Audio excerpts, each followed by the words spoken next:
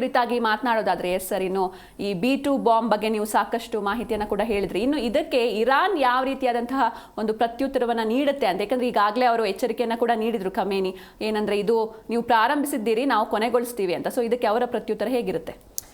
ಈಗ ಇರಾನ್ಗೆ ಇರುವಂಥದ್ದು ಏನಂದರೆ ಸಿಂಚನ ಎರಡು ಆಪ್ಷನ್ಸ್ ಇದೆ, ನಾನು ಆವಾಗಲೇ ಹೇಳ್ತಾ ಇದ್ದೆ.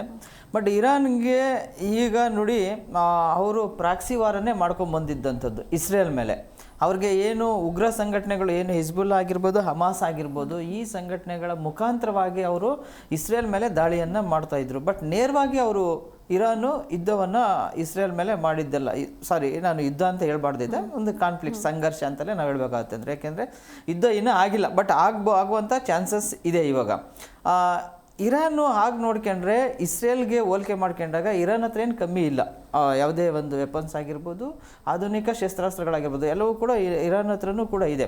ಹಾಗಾಗಿನೇ ಅವರು ಲಾಸ್ಟ್ ಟೈಮು ಏನು ಇಸ್ರೇಲ್ನ ಏನು ಅದು ಟೆಲ್ ಅವೀವ ನಗರದ ಮೇಲೆ ದಾಳಿ ಮಾಡಿದ ಸಂದರ್ಭದಲ್ಲಿ ಆಸ್ಪತ್ರೆ ಮತ್ತು ಒಂದು ಟೆಲ್ ಅವೀವ ನಗರದ 90 ಕಿಲೋಮೀಟರ್ ಸರೌಂಡಿಂಗಲ್ಲಿ ಇರಾನ್ ಸೇನೆ ಹೊಡೆದಿತ್ತು, ಏರ್ ಸ್ಟ್ರೈಕನ್ನು ಮಾಡಿದರು. ಹಾಗೆ ಇರಾನು ಇದಕ್ಕೆ ತಕ್ಕವಾಗಿ ರಿಟಾಲಿಯೇಷನ್ನ ತೀರಿಸ್ಕೊಳ್ಳುವಂತಹ ಚಾನ್ಸಸ್ ಇದೆ.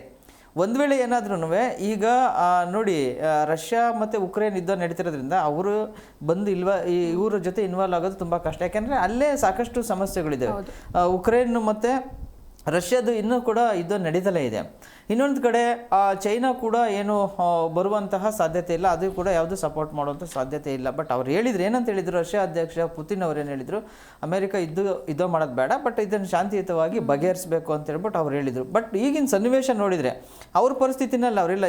ಉಕ್ರೇನ್ ಜೊತೆ ಯುದ್ಧ ಇರೋದ್ರಿಂದಾಗಿ ಅವ್ರದ್ದೇ ಪ್ರಾಬ್ಲಮ್ ಇದೆ, ಹಂಗಾಗಿ ಅವರು ಬರೋದಿಲ್ಲ, ಚೈನಾನೂ ಕೂಡ ಸಪೋರ್ಟ್ ಮಾಡೋದಿಲ್ಲ. ಈಗ ಇರಾನ್ ಹಂಗಾಗಿ ಏನಾಯಿತು, ಒಂದು ಕಡೆ ಬಹುಶಃ ಅದು ಒಂಟಿಯಾಗಿರುವಂಥ ಪರಿಸ್ಥಿತಿ. ಈಗ ಎರಡು ಆಪ್ಷನ್ಸ್ ಇದೆ ಅದಕ್ಕೆ. ಒಂದು, ಸರೆಂಡರ್ ಆಗಬೇಕು, ಇಲ್ಲ ಇದಕ್ಕೆ ಪ್ರತ್ಯುತ್ತರವನ್ನು ಕೊಡಬೇಕಾಗುತ್ತೆ.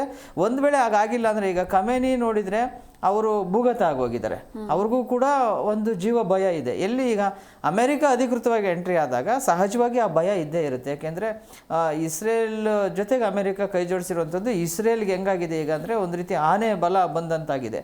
ಹಾಗಾಗಿ ಒಂದು ವೇಳೆ ಖಮೇನಿ ಸರ್ಕಾರ ಏನಾದ್ರೂ ಅಲ್ಲಿ ಉರುಳಿಸಿ ಮತ್ತೊಂದು ಬೇರೆ ಸರ್ಕಾರ, ಯಾಕೆಂದರೆ ಎರಡೂ ಕಡೆನೂ ಅದೇ ಥರ ಚಾನ್ಸಸ್ ಇದೆ. ಇಸ್ರೇಲನ್ನು ಕೂಡ ಬೆಂಜಮಿನ್ ನೇತನ್ಯಾಹು ಅವರು ಏನು ತುಂಬ ಚೆನ್ನಾಗಿ ಆಡಳಿತ ಕೊಡ್ತಿದ್ದಾರೆ ಅನ್ನೋ ಮಟ್ಟ ಇಲ್ಲ.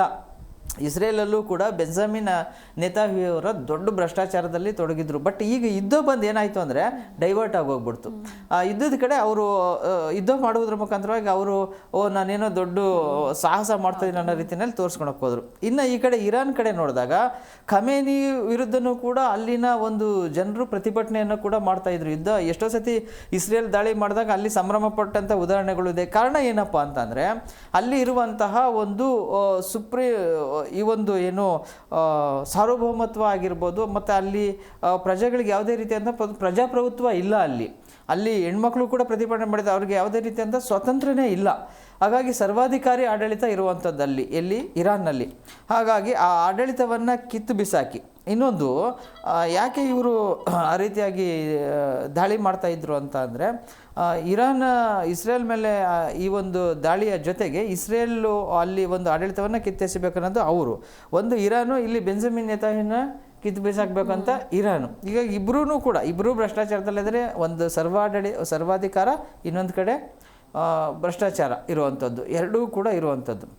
ಹೀಗೆ ನೋಡಿದಾಗ ಬಹುಶಃ ಮೂರನೇ ವರ್ಲ್ಡ್ ವಾರು ಆಗುವಂಥ ಸಾಧ್ಯತೆ ಕಡಿಮೆ. ಯಾಕೆಂದರೆ ಒಂದು ವೇಳೆ ಏನಾದ್ರೂ ರಷ್ಯಾ ಮತ್ತು ಚೈನಾ ಏನಾದ್ರೂ ಇರಾನ್ ಪರವಾಗಿ ನಿಂತಿದ್ರೆ ಬಹುಶಃ ಆ ಸಾಧ್ಯತೆ ಇತ್ತು. ಬಟ್ ಈಗಿಲ್ಲ, ಅವರು ಬರುವಂಥ ಸಾಧ್ಯತೆ ತೀರಾ ಕಡಿಮೆ.